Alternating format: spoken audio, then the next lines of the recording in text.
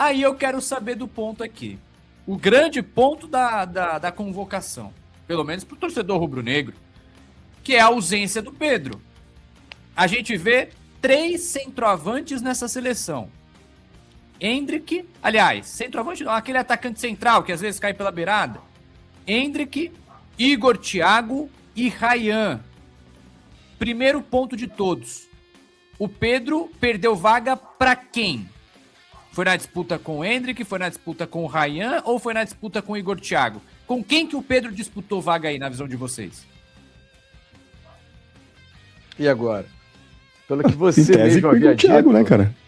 O Igor Thiago era intocável, de acordo com o Léo José. O vice-artilheiro da Premier League, joga lá na Tunaluso da Inglaterra. Caralho, Tunaluso foi longe, hein? Porra, Tunaluso. Lá em Belém. Porra. Fui lá em Belém e voltei, na minha terra. Porra. Então...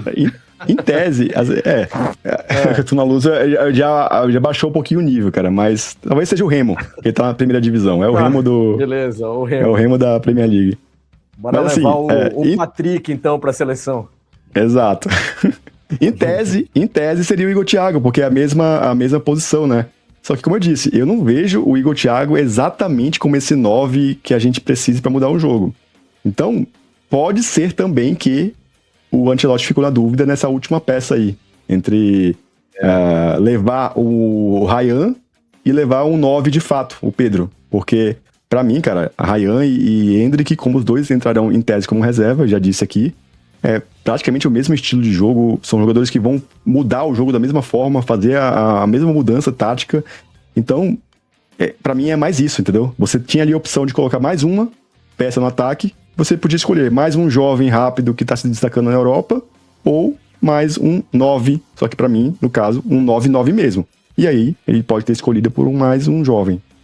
Pra mim, ele escolheu o Igor Thiago ao invés do Pedro. Acho que não foi o Ryan. O Ryan, ele brigava com o João Pedro, talvez, ali. Sabe, eu acho que é muito... Sei lá, não tem muita explicação ser o Ryan, talvez. Eu entendo o teu ponto, tá, Thiago? Acho que é super pertinente. Mas eu acho que tava essa disputa entre Pedro e Igor Thiago. E teve um comentário aqui interessante, que é do Milton Castro, que é: Pedro perdeu pro Felipe Luiz. Ele foi o culpado do Pedro não ser o convocado. Essa brincadeira tem um fundo de verdade, né, gente? A gente sabe também que em determinado momento o Felipe Luiz atrapalhou muito o Pedro e não está na seleção. A gente sabe disso. Mas é um debate interessante. Será um debate que muito interessante. Foi o Felipe Luiz que atrapalhou o Pedro ou o Pedro não se entregou para ser ajudado? Isso aí se atrapalhou. São duas coisas. Eu acho que não tem certo nem errado aí. Os dois pontos são coerentes. Um não se ajudou e o outro atrapalhou. Olha, o nome que eu mais discordei hoje, já fui xingado por um monte de gente aqui na internet, desde que saiu o resultado da convocação, é o nome do Pedro. Para mim tinha que estar pelo que tem e pela concorrência que existe. Né? O Alexandre tá lá, a gente falou isso aqui na convocação, porque não tem concorrência. Porque o Alexandre não tá jogando nada também, né? Nem no Flamengo. Mas tem experiência e tal, né? Tem histórico longo, é um grande jogador de história, né? O Pedro não tem concorrente para mim. O Pedro é o melhor centroavante, definidor, mais técnico do campeonato, do futebol brasileiro. Não é do campeonato brasileiro, do futebol brasileiro. Só que o Pedro não se ajudou realmente, eu acho, ano passado. Então acho que o Pedro tem boa parte dessa culpa. Jogar nas costas do Felipe Luiz também, para mim, não é muito justo, assim. O Felipe era o homem encarregado por dar ou não oportunidade ao Pedro. Mas será que o Pedro correu atrás dessa oportunidade no Flamengo? Se ele não... Depois daquele... Né, do incidente do Felipe Luiz, depois do soco que ele levou do auxiliar do Sampaoli lá atrás e tal... Pô, foram várias situações que fizeram com que o Pedro... Teve o diretor do Flamengo falando que o Pedro podia ser vendido, lembra? Estavam insatisfeitos com o Pedro. Então, tipo, quando tem uma pessoa contra a outra, é difícil a gente julgar, né? Quem tem razão. Pô, mas quando uns 5, 6 tem queixa de um, aí começa a ficar meio claro quem é o problemático, né? Outro dia eu vi um vídeo do Romário falando... eu não falava com o Zagallo, eu não falava com o Zico, eu não falava com o Pelé, eu não falava com ninguém. Quem era o problema? Não é difícil a gente entender, né? Só que era o Romário, né? Exato. Mas o Pedro irritou todo mundo que passou pelo Flamengo. Tudo que é técnico. Quem é o problema? São todos? Esse é o problema, sabe? Eu acho que o Pedro... E tem fala de ex-jogadores também, né? Que jogaram com o Pedro e que colocaram também a mesma reclamação que o Felipe Luiz colocou, de falta de dedicação, dizendo que se o Pedro colocasse a cabeça no lugar e treinasse pra valer, se dedicasse e tudo mais, seria um dos melhores do mundo. Então, assim, tem uma questão também do próprio Pedro, né? Óbvio, a gente pode trazer uma crítica ao Felipe Luiz, faz parte, mas só isso realmente eu acho que não cabe. Mas o detalhe é que ele agora está no melhor momento dele, num dos melhores momentos, né? Ano passado ele teve cirurgia, demorou, voltou, não se encaixou, o Felipe... Mas, pô, agora com o Leonardo Jardim ele tá tendo uma sequência, é o artilheiro do Campeonato Brasileiro. Então, por isso que eu digo que seria justo hoje o Pedro ser convocado, né?